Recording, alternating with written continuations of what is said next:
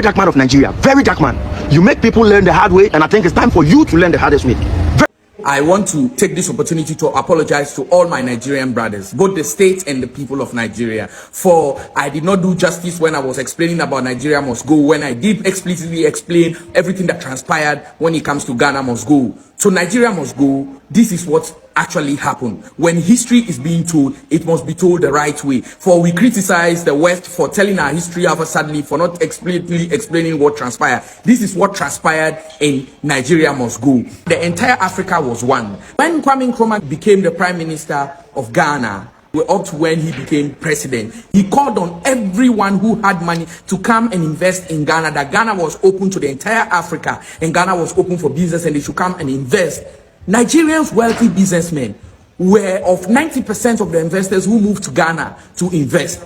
And the population of Nigerians in Ghana by then were up to 2 million Nigerians living in Ghana out of the 2.5 foreigners living in Ghana by then. But when Kwame Nkrumah was overthrown by Kotoka and the rest, then came Busia in power as Prime Minister. When Busia came, he was a staunch opposition to Kwame Nkrumah. He never liked Kwame Nkrumah and the policies. When he came, the very first thing he did was to dismantle Kwame Nkrumah's policy and brought in the Alien Compliance Order. When he brought in the Alien Compliance Order, this seek to sack every foreigner in Ghana, and he knew quite well that of all the foreigners in Ghana, Nigerians were 90% of them, and they were investors and businessmen. They invested in cocoa, invested in infrastructures, invested in all sorts of business, manufacturing, transportation, you name it. So when he passed this order and he gave them a deadline to leave, the Nigerians had no option but to auction all they had, because they were suppressed by the government. And by then Busia passed this law that no foreigner should be engaged in. About 40 businesses he put down that no foreigner should engage in. So the Nigerians had no option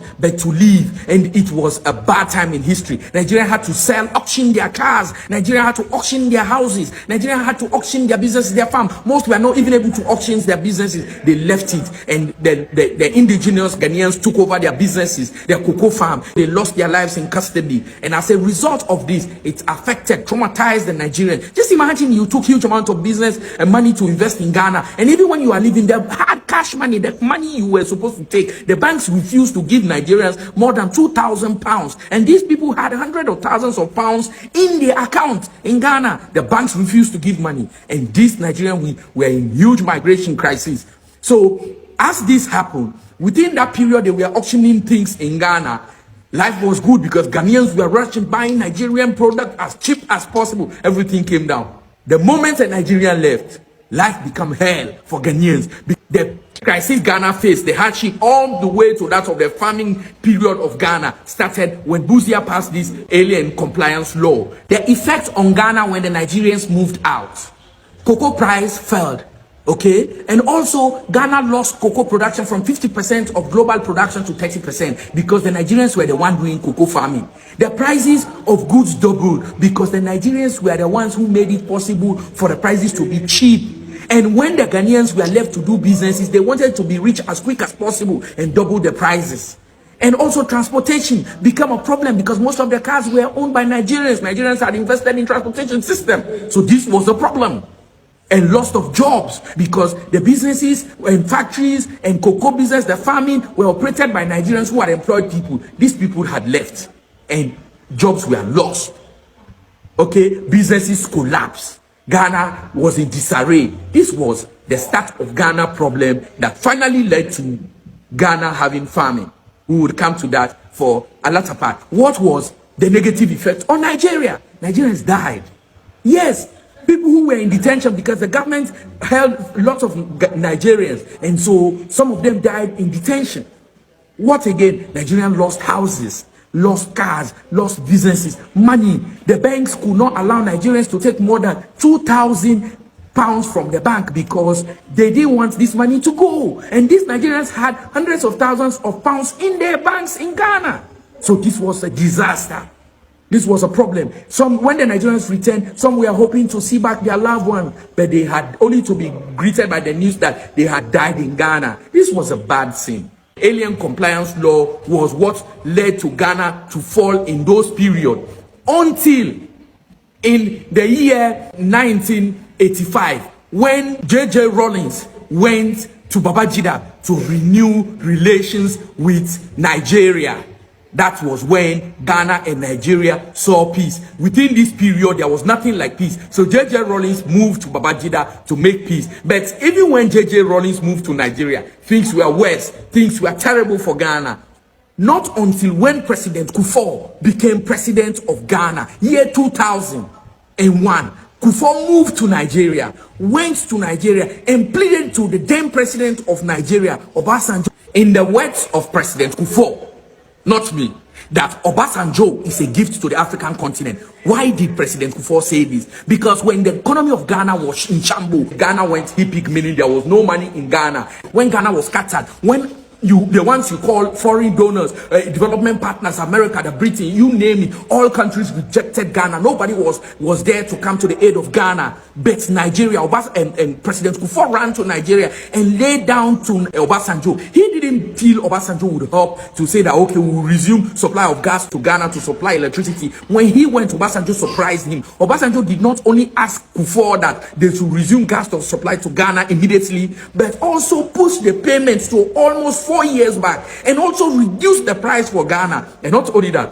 Obasanjo actually gave 30 million United States dollar to Ghana to buy cars for the police. I know that money was rejected by Obasanjo in Nigeria because Nigerians were blasting him as the president of Nigeria. But it is true. He helped Ghana. He assembled investors to come to Ghana to invest in Ghana. That is how come the infrastructure of Ghana today, housing, is at its peak. They're one of the best in Africa because the Nigerians came with their wealth, with the money to invest in Ghana. And Ghana is where it is today. And I will tell you, Nigeria has done a lot for Ghana.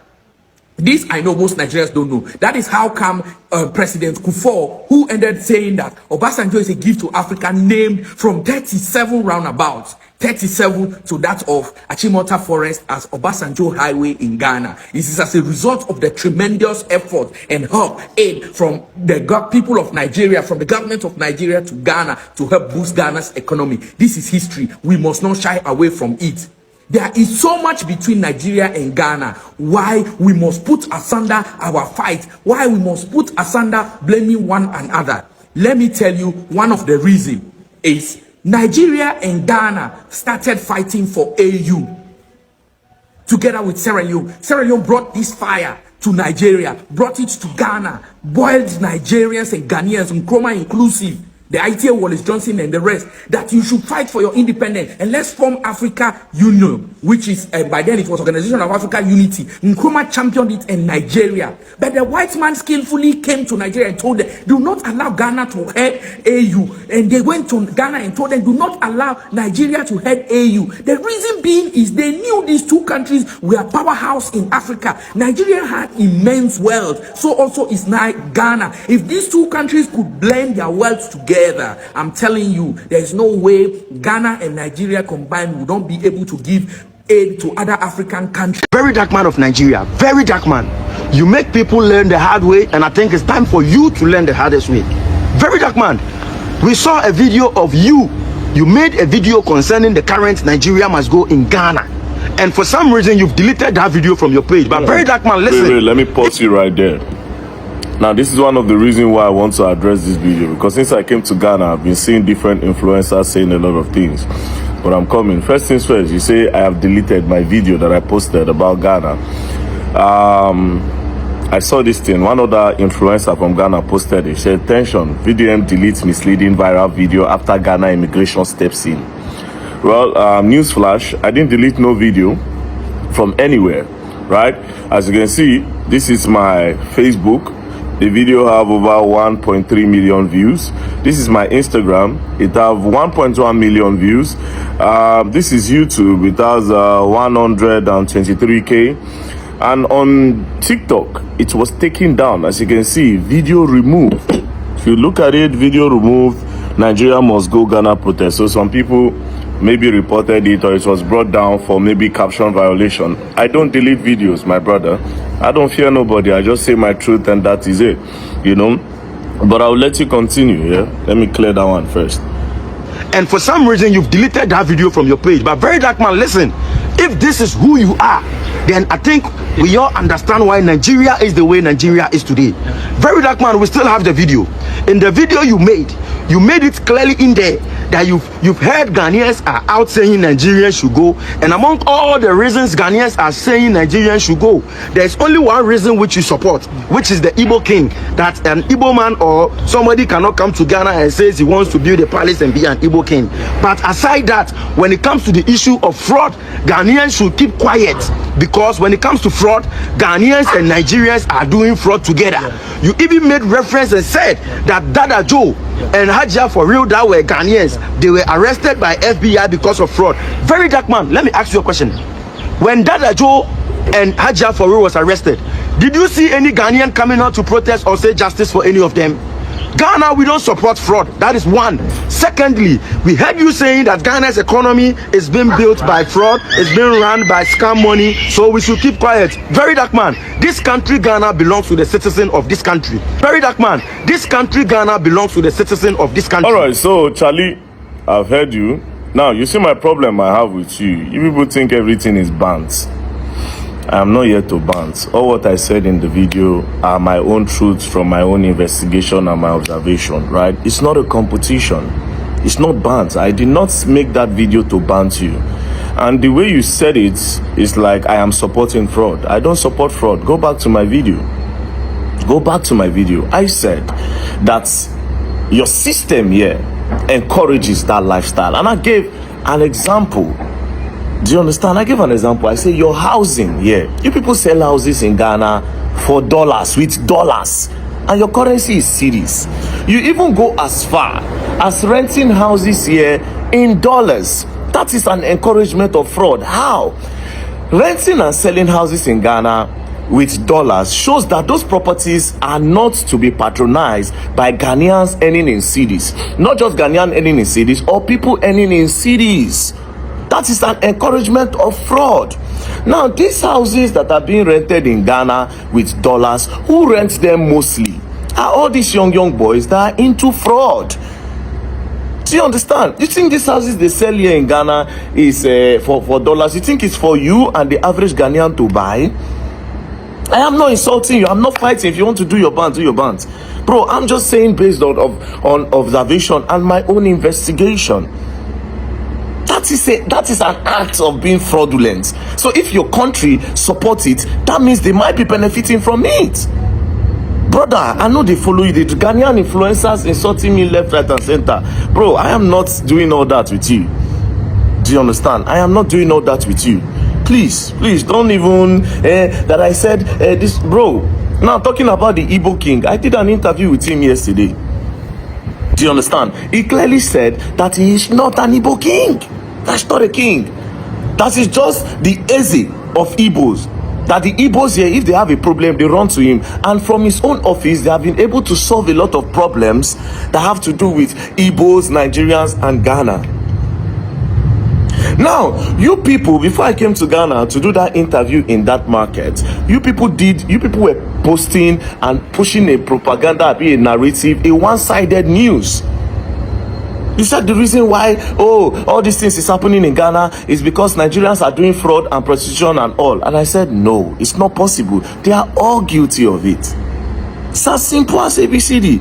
I had to go to the market for them to say, okay, that is not the problem. The Ghanaians are saying that we are doing fraud. Maybe that's why they are angry and they are locking our shops. No, it is because we Nigerians went into retailing and we are not supposed to do that. The Nigerians they know for a fact that they broke the law by going into retailing. It's not that they don't know. If you go listen to the interview I had with the king, it's like that. They know. But this is their reason. And I think it's a little bit justified.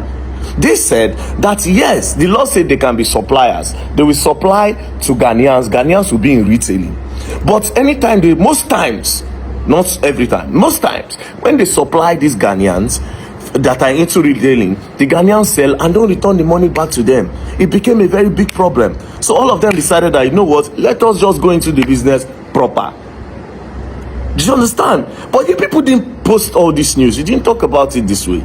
So what I think you should do is to actually just use your platform to advocate and to say, oh, government, do the things that you need to do. Let us balance everything. Bro, in 2025, 2025. Instead of collaborating with ourselves as African country to make Africa great, we are here fighting ourselves. Oh, you must go. You, what your forefathers did, that we are still in abject poverty, all of us in Africa. Nigeria, Ghana must go. Ghana must go. So they do bag. What my forefathers did, your forefathers did. You too, you wake up and you want to do the same.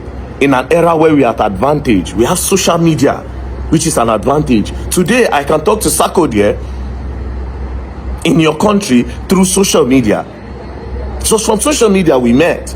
Now I am talking to Stoneboy. We met on social media. I can just say, oh, Shatawale, how are you doing, my brother, man? I like what you do. I want to pull up, just see your hood and all that. Social media, what does that tell you? It means we can communicate and make Nigeria, Africa, Ghana, Burkina Faso, Ivory Coast, and everywhere. It means we can all join heads together, collaborate, and make Africa great. Bro, this is not a competition.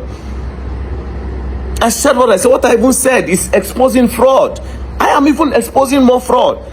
I even went as far as telling you that a lot of Nigerian boys that come here to come and do fraud come here because this place is very flexible for them. It's hard for them to do those things in Nigeria. They always try to clamp down on them.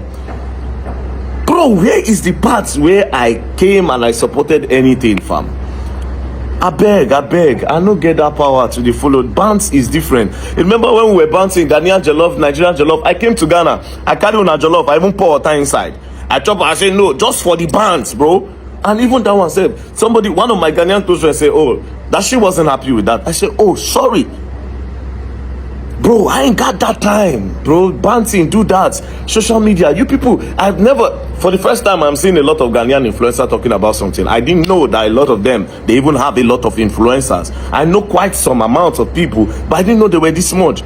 I go to Twitter, very that man is a fool, he's a stupid person, he's a day, he's an idiot, but you've never used that voice to advocate for something. At least stand together and fight. Now, no. Why are they selling properties in Ghana in dollars or renting properties in dollars? Because very soon, your children will not be able to afford anything in this Ghana. I'm telling you for free. Ghanaians on social media, you have the platform. Talk, tell your government, stop it. Stop selling things in Ghana with dollars. We have CDs. Let's use our CDs. You think it's just to come online, advocate for something real. In the nearest future, things will become harder. The more these dollars start gaining strength and the more they continue using it in Ghana, life become hard for the average Ghanaians. If you put the price of this property in cities, there is a Ghanaian man somewhere that will be planning and he will be saving money. Oh, he'll be saving money and be praying that, okay, one day, it means that that property is meant for Ghanaians to buy. But when you put it in dollar, the Ghana man don't look the money saying a dollar. It could just discourage him. I entered on a Uber. I was talking to one boat guy. He was an Uber guy. He was saying the same thing, bro. Nobody they follow you fight. You people should continue your fight everywhere. I'm not doing that with you.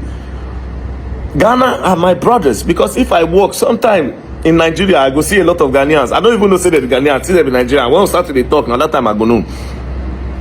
And this thing people are saying in Nigeria, I will never let it happen in Nigeria. Any day I see any Nigeria say Ghana must go, I go discourage them. Because this is 2025, and instead of competition, we have to collaborate. Kill competition and go for collaboration. That will become great. It's as simple as ABCD. Who they follow you fight? You like your girls, they got big ass, they got nice Gucci. Why do we fight with you? See me enjoying this coconut, beautiful view in Ghana. Good. What are you saying, bro? Talk about prostitution. No, Nigerians are doing prostitution in Ghana. Bro, a lot of these Ghanaian boys say they day here, and all of these girls say, all these girls where they follow all these Nigerian boys say they get big car. You don't know, say those Nigerian boys say they follow la fraudsters. You don't know, say them understand low key themselves now shall carry them good here. Yes, now because you are going for a boy that have more money. It's not like you are going now gold diggers. Nigerian girls, Ghana girls, South African girls, it's almost all of them they do a shower, brother. Nobody get that time too. If you want to fight with me, you come and you carry something. And let me warn you, two of you, to be a warning to you. If you want to talk to me again, remove your eyeglass. Have respect. Let me be seeing your eyes to know that you are a man. And that is that a backup singer or your bouncer? He looks malnourished. You need to take a lot of coconut water and work out. What's that? He was just there nodding his head. He could not even contribute anything. He was like a backup singer in a cartoon movie. Ghana are my brothers. If you say you don't want me in Ghana, because I heard you saying immigration should arrest me, police should arrest me. If you say you don't want me in Ghana, I will still stay. But if you insist and you are serious, you don't ever want me in Ghana, I'll go my country. Do you understand? I'll go home and I'll sit down. I will not bother myself coming to Ghana again. Because that's what you want. I'm not going to force anything, you know. I beg. You people are my brothers. There's a girl I saw recently, one of your Miss Ghana, very pretty. And I was talking to her, saying hello to her, but she's Gucci. Please, I don't have that time, I beg. Peace and love, don't play. If you play, you're going to learn, and you will learn the hard way. Very peaceful town. Very, very peaceful. Charlie, you know, it's tree, you know. Bye bye, I beg.